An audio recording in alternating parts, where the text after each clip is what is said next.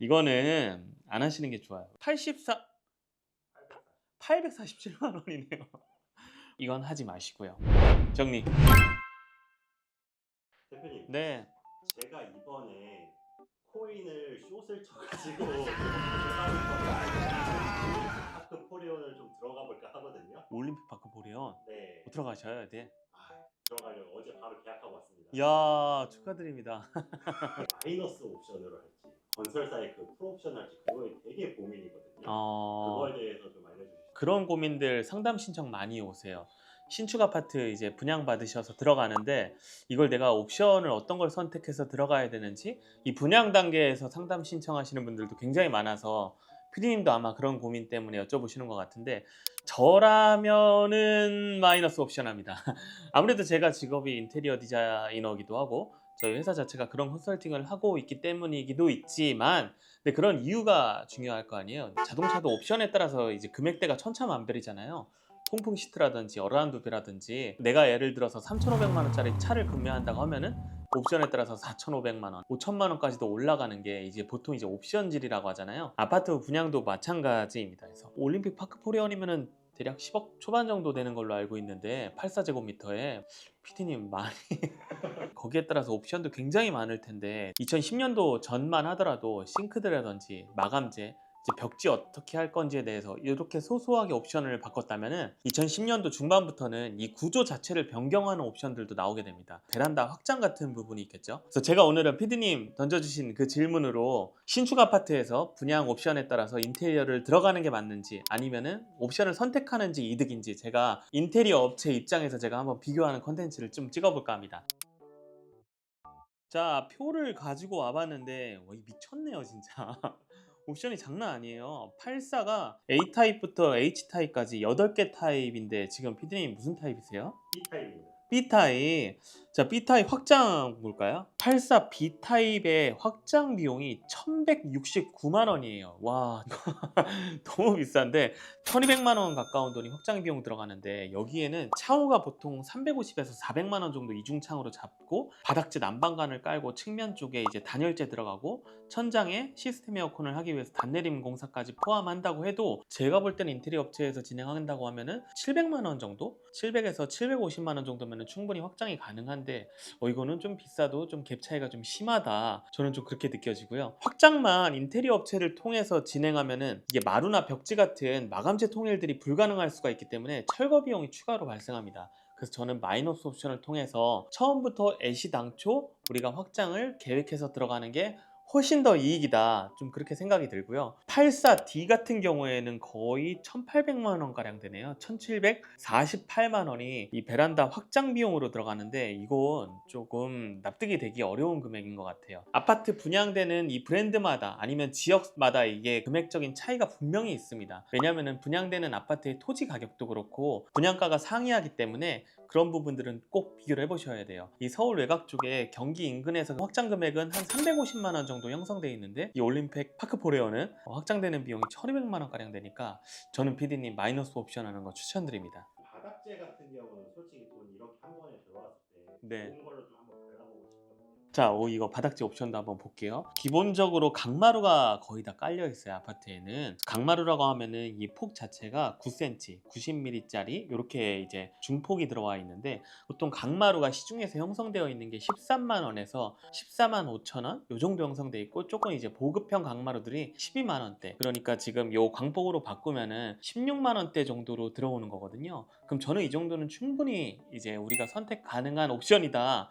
추천드린다 이렇게 생각이 드는데 옆에 수입 원목마루에서 가르벨로또 이름도 어려워요. 유럽산 이탈리아 가르벨로또가 들어와 있는데 지금 금액이 얼마인가요, 피디님? 1,100만 원입니다.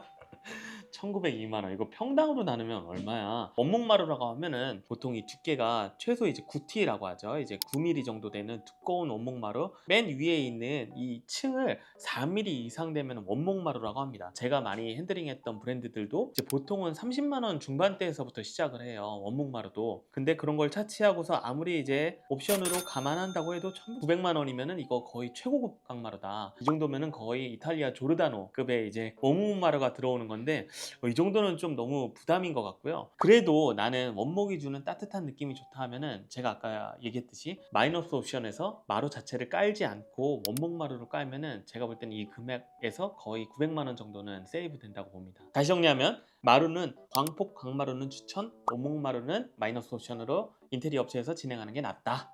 오케이.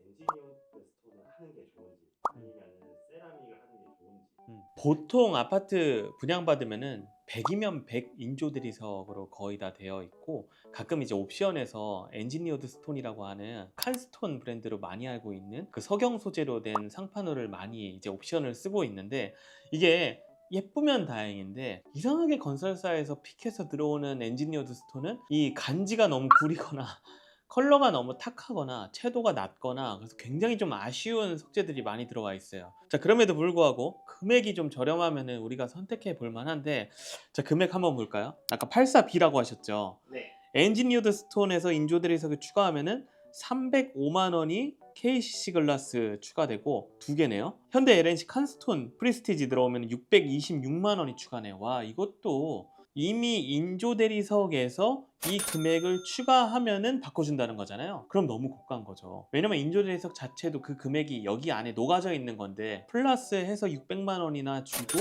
엔지니어드 스톤을 바꾸느니 차라리 저희 현장처럼 세라믹을 들어가는 게 훨씬 더 이득이라고 봅니다.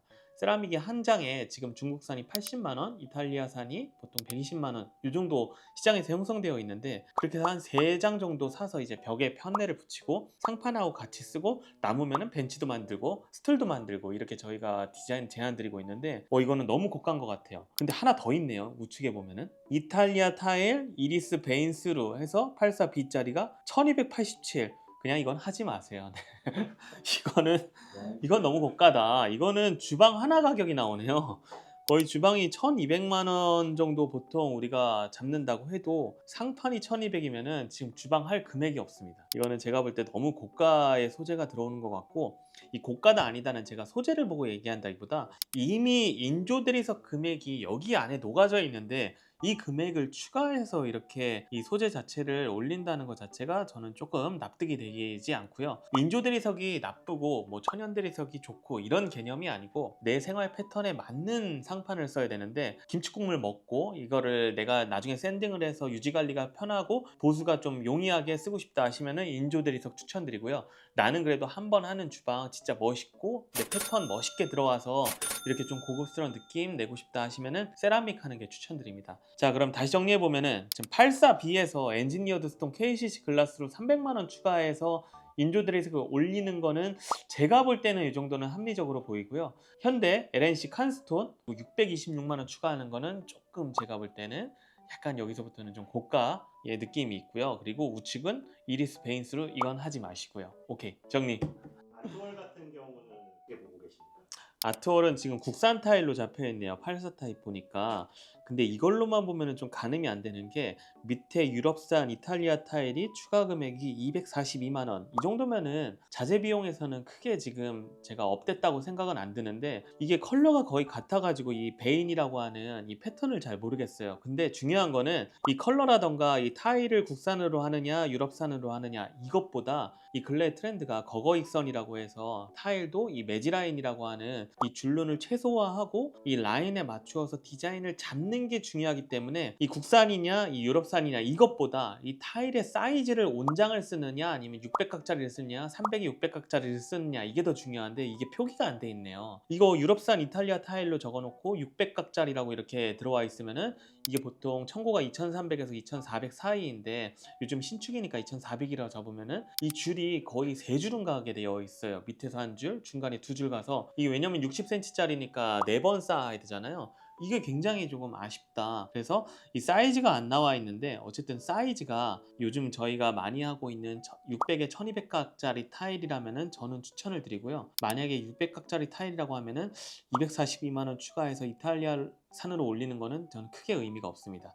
그리고 오히려 선택권이 있다면은 마이너스 옵션에서 아트월에서 타일은 아예 빼시는 게 좋을 것 같아요. 근래에 이제 TV를 식립해가지고 반매립 형태로 넣을 수도 있고 맨 끝부분에다가 와우 포인트라든지 내가 조금 아끼는 물품들을 포인트성으로 놓을 수 있는 여러 가지 기회비용을 얻을 수 있는 게 반매립의 조건이기 때문에 타일을 만약에 선택 안 할 수 있으면은 저는 마이너스 옵션에서 안 하는 게 좋다. 조명 같은 경우도 네. 보시면은 390만 원? 요거는 조금 어떨까요? 393만 원이 지금 리니어 조명으로 잡혀 있네요. 이게 지금 디밍이 되고 색온도 조절이 되는 조명으로 알고 있는데 선택의 기로에 있을 수 있는 금액인데 차라리 마이너스 옵션에서 전체 조명을 교체할 때 IoT를 300만 원 정도 투자해서 집 전체의 디밍과 그리고 음성으로 인식할 수 있는 IoT를 잡는 게 훨씬 더 추천을 드리고요. 거실 우물천장에 리니어 조명을 390만 원 투자해서 하는 거는 저는 불필요하다 이렇게 생각합니다.